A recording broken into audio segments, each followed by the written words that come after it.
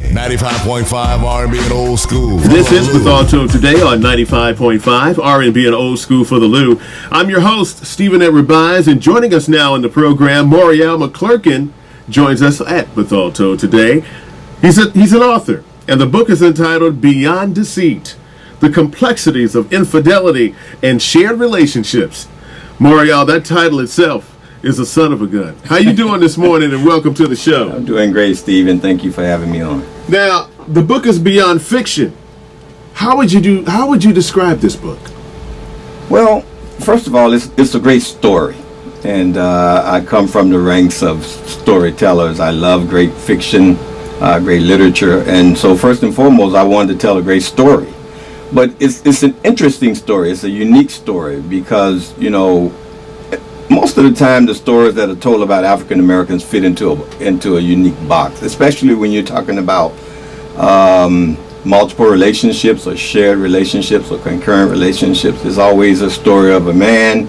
He's married, he meets a woman, and then he has to choose between one of them. So I wanted to take a different twist to it. I wanted to ask the question, what happens when a man who's married meets a woman, gets involved, and decides he wants to keep them both openly? Mariana, what's that story? What's that drama? What goes into that for everybody involved? And so that's the story of Beyond Deceit. Now, you're a native Chicagoan? I've been living in Chicago for over 10 years. I lived in St. Louis for 20 years and commuted back and forth between St. Louis and Chicago. I'm originally from the Carolinas, from South Carolina. Okay, very good. So you transplanted yourself back here. I know St. Louis quite well. I came to St. Louis in 1987 and then left in 2007. But between that time, I was always commuting back and forth between St. Louis, Chicago, and Africa and everywhere else. Okay. Yeah. And you've been married 4 times? Not married 4 times. But you got 4 wives. I have 4 wives. And how is that working out, Moriel? It's working out great. Okay. It's working out great. I mean, it's like any type of relationship, monogamous relationship or same-sex relationship. There are the many highs and the sometimes lows, but we've been together for a long time. My first wife and I have been together for 30 years. My second wife and I have been together we've been married for 20 years. Mm-hmm. My third wife and I just recently celebrated our 14th anniversary, and my fourth wife and I have been married 10 years. So we've put a lot of miles in a long time. You have put a lot of miles in. That's the story right there. Now, it's part of the story. I wish I could be like you. Now, look, how are you able to do this in America? Well, certainly there are various challenges. First of all, you know, as was in the case initially of people in same-sex relationships, you know, the legal recognition is not there. But, you know, we are able to do it because we're committed. We're not ashamed of the lives that we're living. We're upfront, and we've had a very successful family. I mean, our children have grown up, many of them to go on into college and to postgraduate degrees. Many of them have received scholarships, and so we feel very good about what we've achieved. All of us are professionals. 2 of the wives are working on doctorate degrees. One wife is the head of the finance department for a city in metropolitan Chicago area. Another one has a master's degree in psychology. And so we feel we've been successful, and we're happy. We do it because we love what we're doing. We're committed to what we're doing. And we keep growing and keep changing as anybody would have to do in any type of relationship. And so that's the essence of our life. But the story is not a mirror of my life in that sense, because we all came together intentionally. Mm-hmm. We came together. They were looking for, and I was looking for a multiple relationship in that sense. And so in the story, it doesn't start out that way. The story starts out with the man who's married, committed to a exclusive relationship, as I said in the book, and then he eventually goes to D.C. on a business trip. He meets someone against a lot of guilt. He gets involved and then decides, wow, I want to do it. I don't want to do it this way. I want to do it differently. That's not my story and my family in that sense. Okay. So we didn't start out underground in the sense I was sneaking around and met somebody and said, hey, I got somebody. Can I bring him home? that wasn't the case. Okay. All Yeah. right. That's cool enough. Now, so the concept of the book is not from your personal experiences. No, not in that sense. I wanted to, because I have experienced, a plural relationship, I wanted to talk about that issue, but I wanted to go at it from a different angle. And so I wanted to start where many men and women are. Mm-hmm. There's a lot of sharing of men going on in America, and particularly in the African American community. We know it. We're friends and relatives to people who are doing it. I mean, I've met a lot of people who said my dad had a second family. They lived down around the corner, and we all knew it, and everybody knew it. And so it's one of the things about the African American community. We know things. It's just a matter of, but you can't talk about it. Right. You can't say it. Right. And so it's not so much that the reality of sharing is new. It's that somebody's actually coming out the closet and talking about it openly. That's where the challenge is. And so I wanted to delve into that issue. The men and women who are in this type of down low situation where they've been together for a long time, but they're having to keep it under wraps. Yeah. And then somebody decides, I can't do that anymore. It's just too much guilt and pain. So what's that journey like emotionally for all the people who are involved? And so I wanted to come at it from that angle because a lot of people are in that place. And I thought that people could identify with it if they were honest. Mm-hmm. Yeah. So in the book, Moriel, you take the reader through a grieving process that comes through. I mean, it's like losing a loved one. And how did you get to that concept? Or losing someone by breakup or divorce, or it's even like losing someone through death. Well, I don't want to give the whole book away. I mean, I don't want you to. I don't want you to. Yeah, but it's just a matter of putting yourself inside the characters. Certainly, we know that having to confront the fact that your husband or your wife or your lover, it has another relationship that they've been involved in and you didn't know anything about it. That's painful. And so it was just a matter of getting into the emotions of someone who has to be in that situation. What that must be like to experience that sense of betrayal, deceit, mm-hmm. And all of the anguish, the hatred, the bitterness, the pain that you go through, that you have to go through in moments like that. Even if you get to the other side of it, where you can accept it and you can move on with your life, there has to be a process that you go through. And so it was a matter of me just sitting there and just putting myself in those people and saying, what must that feel like? And trying to capture as much of that passion and feeling and emotion in a real way. I didn't want the book to come off as superficial. Mm-hmm. A guy meets somebody, he's married, then he goes home and says to his wife, hey, I want to bring my girlfriend home. And she says, oh, that's great. That was too superficial. Right. And right. I knew the sisters would reject that concept. Oh, yes. So I wanted to take the story through something that I think both the men and women who read the book could say, that's real. Mm-hmm. Those feelings, those actions, those reactions are real. Because you have three people that are going through this. Three main characters. There is Solomon, who is the male of the story, who stars out the journey.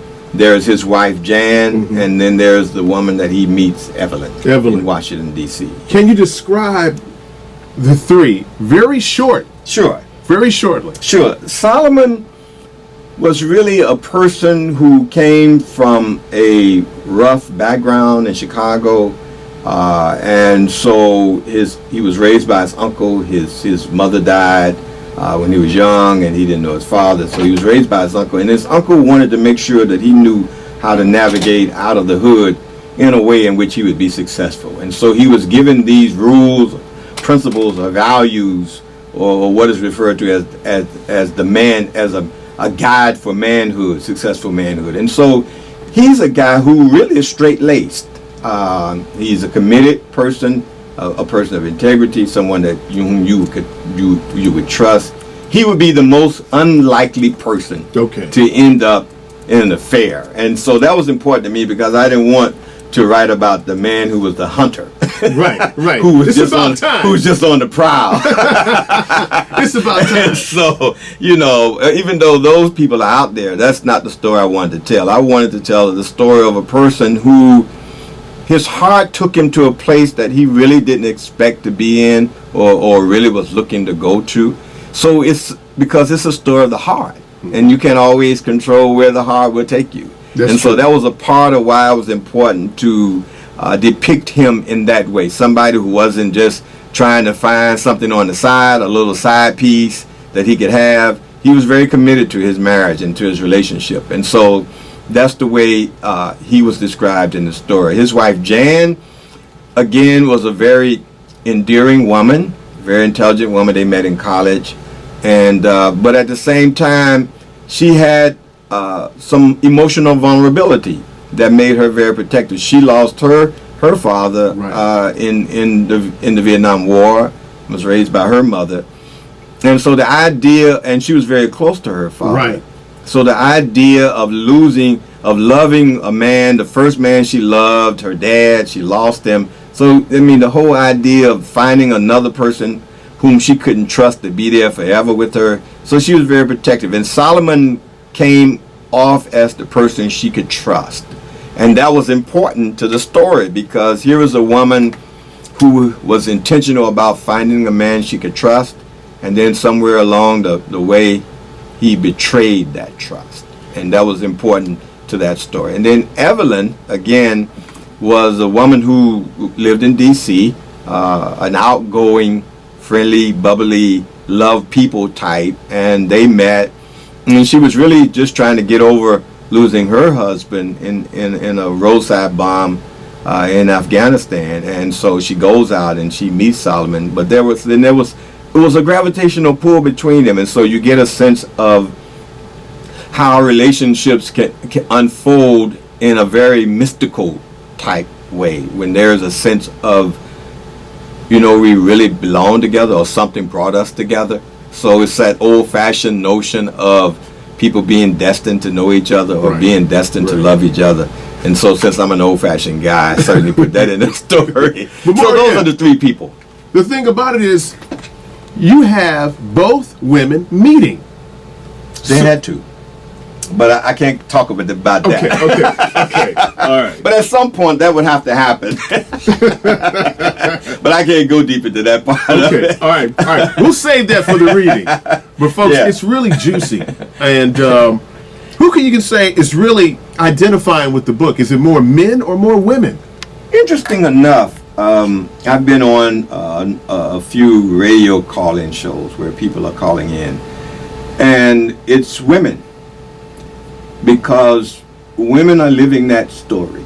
I had someone who reached out for me via Facebook and said, I was Evelyn, and I lived that story. I've heard from someone who reached out because of talking about the book and said, I've been in a relationship.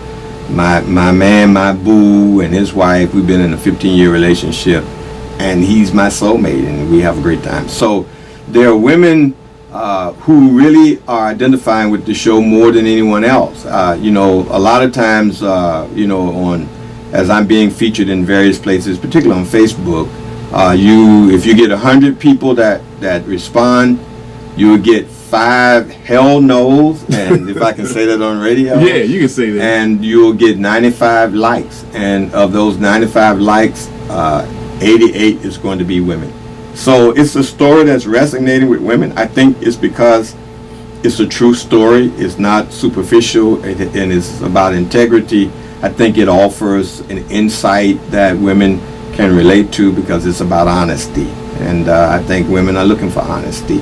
I think women are much stronger than we want to give them credit for. What they can deal with, what they can handle is more than what we think. But a lot of times women don't get the opportunity because men are not always straightforward and honest. That is so true. And are trying to get true buy-in from women. And so certainly women are identifying, but I would love for my brothers to go on and connect with this story. Oh yes, they've got to connect with this. and do some talk discussion groups with men around this story, because I think it's an important issue for us to address today. in the African American community. Can you say this is your best work so far? I mean, this is something else, and I'm quite sure that one of the networks are going to pick you up sooner or later. I hope so. To make this I think a movie. This is it took me 3 years to write this story. I've been carrying this story for 10 years. Originally, I conceived of the story as a movie. And so, thinking of it as a script, I laid out all of the scenes without really the detailed storylines. I laid out each scene that you find in the story. And then at some point, just waiting for me to get around to really learning the art of script writing and finally writing it as a script, I decided to go ahead on and write it as a book. And but I've edited it 100,000 times and read it more than that. I don't think, the book that I'm writing on now is not going to take that long. I think it's going to take about 6 months. But it's a powerful story. I mean, I've cried over and over writing it. I felt it. I felt the people in it detached from myself. And I think, and all of the reviews that I've gotten from it, a male in Washington, D.C. told me I cried when I read this book. Right. So I think it's a great work. Whether it would be my best work, I don't know. I got a good, juicy story coming out next, so we'll see. So you're going to be in town on the 28th. Yes, I'm for going a to be book signing. Yes, I'm going to be in town on the 28th for a book signing at Legacy Books and Cafe at 5249 Delmar, right off of Union and Delmar. And it's going to be from 4 to 6 p.m. And so I'm hoping that people will come out. If you purchased the book already, bring the book and I'll sign it on the spot for you. And if you haven't, I'll have books with me so that you can purchase. And it'll give me a chance to talk a little bit more about the story and about my motivation behind it. It'll address the issue of sharing a little bit. Okay. Now, would I be giving it away if I say anything about the different spin that you put on the book? Let's just say that it was a unique ending. Okay. All right. I heard that. Folks, you've got to check it out. The name of the book is entitled Beyond Deceit: The Complexities of Infidelity and Shared Relationships. And it's available on Amazon, both in the Kindle version for $4.99 and in a paperback version for $10.99. Is there a website somebody can get in contact with you? Sure. I mean, my website is www.amorielmcclurkin.com, but I'm also on Facebook and A. Moriel McClurkin, and I'm also on Instagram, beyond_deceit. So they can hit me up in any place. Moriel, great book. Thank you so very much for coming on the show. Thank you for having me. Oh, man, no problem. And I'm looking forward to seeing you at the book signing. And hopefully we can get some folks out here to purchase the book and read it in a couple of days and come by and see you. And so they can really get into the book even more. And I'm interested in seeing your review on Amazon too, Steve. Oh, that's oh, okay. You signing me up, huh? I heard that. Moriel, thank you so very much. Thank you. I'll see you in a couple of days. Okay. In a couple of days. Okay, look forward to it. This is Bethalto Today on 95.5 R&B and Old School for the Lou. We'll be right back.